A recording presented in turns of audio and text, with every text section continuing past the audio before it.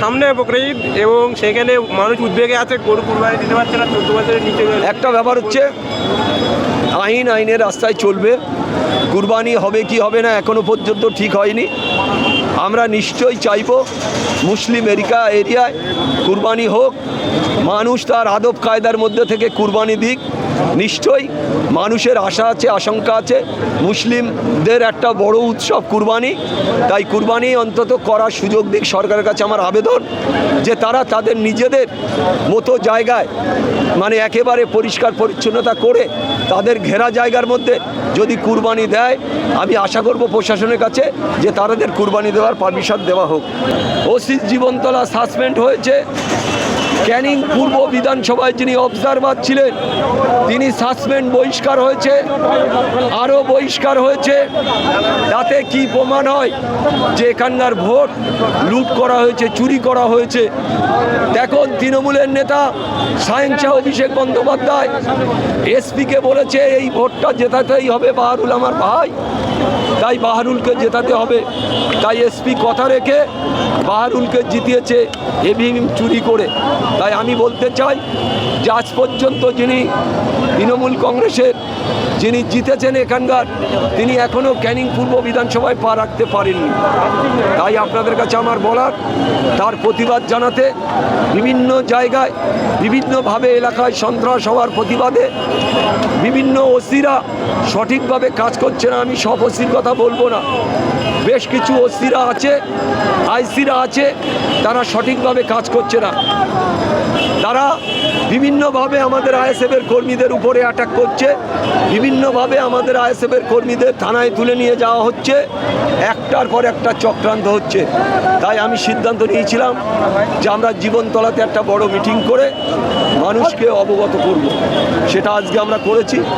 আপনারা দেখেছেন প্রায় 50,000-এর মতন মানুষ হয়েছে, কয়েক কিলোমিটার জুড়ে অবরুদ্ধ, ছাতে সমস্ত ছাতে হাজারে হাজারে লোক দাঁড়িয়ে আছে। আমরা রোড সাইড দেখেছি, কয়েক কিলোমিটার রোড সাইড অবরুদ্ধ হয়ে আছে, তাতে আমরা দেখেছি প্রায় 50,000-এর মতো মানুষ সমাবেশ হয়েছে। কেন আপনি ইভিএম নিয়ে চাঞ্চল্যকর তথ্য দিয়েছেন, তবে কি আগামী দিনে ক্যানিং পূর্বে পুনরায় ভোট নির্বাচন হবে নাকি? আমরা চেয়েছি যে পুনরায় ভোট। আমার কাছে অনেকেই অনেক রকমভাবে বলেছে যে না রিকাউন্টিং হোক, আমি বলেছি রিকাউন্টিংয়ের কোনো প্রশ্ন নেই, আমরা চাই পুনরায় ভোট। তাই আমরা হাইকোর্টে গেছি, আমরা নির্বাচন কমিশনারকে জানিয়েছি, আমরা পুনরায় ভোটের দাবি করেছি। আপনারা জানেন বিধানসভা নির্বাচনে সম্পূর্ণভাবে ইভিএম চুরি করা হয়েছে। আপনারা দেখেছেন যেদিন ভোট গোনা হয় সেদিন আমরা বেরিয়ে আসি, আমার প্রায় 30 জন আমার কাউন্টিং এজেন্ট ছিল, তাদের নিয়ে আমি বেরিয়ে আসি। 10 রাউন্ড গোনার পরে প্রতিটা ইভিএম খোলা দেখছি, সিল নেই, আমাদের যে 70C ফরমের সাথে মিল নেই, কোনোভাবে আমরা মেনে নিতে পারিনি। তাই আমরা সেদিন সঙ্গে সঙ্গে অবজারভারকে জানিয়েছি, নির্বাচন কমিশনারকে জানিয়েছি যে সম্পূর্ণ ইভিএম চুরি করা হয়েছে, ভোট চুরি করা হয়েছে। আমরা এই ভোট মানি না, আমরা এই ভোট গুনতে আমরা অংশগ্রহণ করব না বলে আমরা সবাই বেরিয়ে আসি।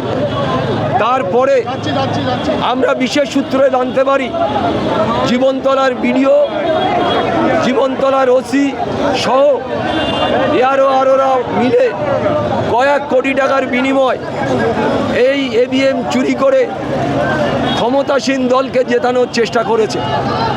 আমরা দেখেছি প্রতিটা পদক্ষেপে যেখানে সমস্ত 3-4টে দলের এজেন্ডা, তারা সবাই মিলে সেদিন আরোর কাছে বলেছে যে এই ইভিএম চুরি হয়েছে, এই ইভিএমের কোনো নাম্বার নেই, কোনোভাবে আমরা মেনে নিতে পারছি না।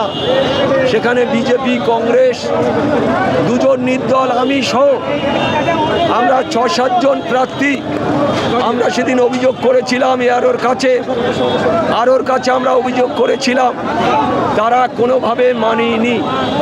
তাই আপনাদের কাছে বলতে চাই, আমার ক্যানিং পূর্ব সমস্ত নেতৃত্ব কর্মী যারা আজকে মিটিংয়ে অংশগ্রহণ করেছে তাদের সবাইকে শুভেচ্ছা অভিনন্দন জানাই ক্যানিং পূর্ব বিধানসভা আইএসএফের পক্ষ থেকে। তাই আপনাদের কাছে আমার বলার যে এখানে সম্পূর্ণভাবে আপনি যে অভিযোগ করছেন ইতিমধ্যে ক্যানিং পূর্ব যিনি বিধায়ক নির্বাচিত হয়েছে তিনি কিন্তু শপথ নিয়ে বিধানসভার অধিবেশন চলছেন, তাহলে আপনি এখন যেতেই পারে, কে কোথায় যেতে পারে সেটা তো বিচারাধীন। আমরা অভিযোগ করেছি, আমরা জানিয়েছি, এর মধ্যে 3 সাসপেন্ড হয়েছে।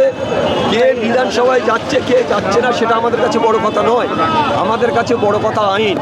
আইন বলে জিনিস আছে, আমরা হাইকোর্ট করেছি, আমরা দেখতে চাই আইন বল কি বলে।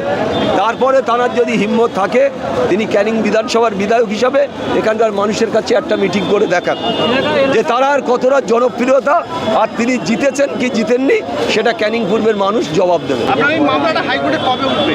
আমার মামলা ফাইল হয়ে গেছে, 2-1 দিনের মধ্যে যে কোনো দিন ডেট হতে পারে, হলে মামলা ডেট হবে সেদিনই মামলা উঠবে। আপনার পক্ষ থেকে হাইকোর্টের কোন আইনজীবী? আমি সেটা তো এখন বলবো না, এখন অনেকেই তো চোর আছে, আবার তার পায়ে জোরকে ধরতে পারে। আমি শুনছি যিনি এখান থেকে জিতেছেন তিনি বিজেপির কাছে চলে যাওয়া হয়ে গেছে, যে আমার যেন এই এমএলএ পদটা না যায়, তিনি বিজেপির এক হেভিওয়েট নেতার বাড়ি গিয়ে হাজির হয়েছে। তা এখন আমি কার কোন উকিল দেবো সে তো তার কাছেও হাজির হতে পারে, সেই জন্য তো আমি কারোর নাম বলছি না। হাইকোর্টে আপনারা দেখতে পারবেন নেক্সট উইকের, এই উইকের মধ্যে যে কেস উঠেছে, কি অর্ডার হচ্ছে, আপনারা সবাই বাংলার মানুষ জানবে, ক্যানিংয়ের মানুষও জানবে। ক্যানিং পূর্বের বিধায়ক যে জায়গায় আপনি বসে সভা করছেন, ইলেকশন চলাকালীন সঠিকভাবে সভা করতে পারেননি, আর আজকে কার্যত তিনি ঘরবন্দি, কি বলবেন?